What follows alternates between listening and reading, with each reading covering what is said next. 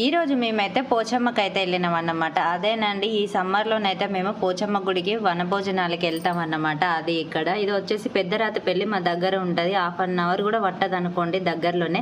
ఇక్కడ వచ్చేసి మా మరిది వాళ్ళు, అత్తమ్మ, మేము అయితే మా బాబు ఇంకా వచ్చినాం అన్నమాట.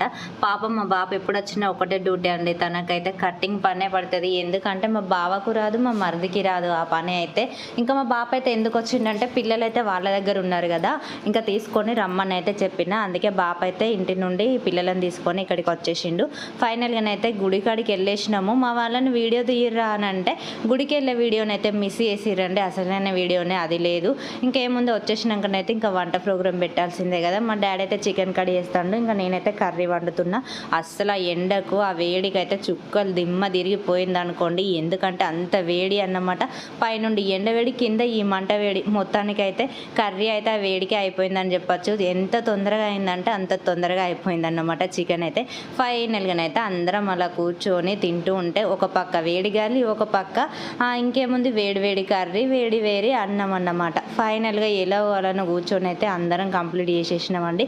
అలా సరదాగా ఇంకా కొద్దిసేపు ఆ చెట్ల కింద ఉందాం అనుకున్నాం, కానీ వడగాలు అయితే ఉండనివ్వడం లేదు అక్కడ, అంత వేడిగా ఉందన్నట్టు.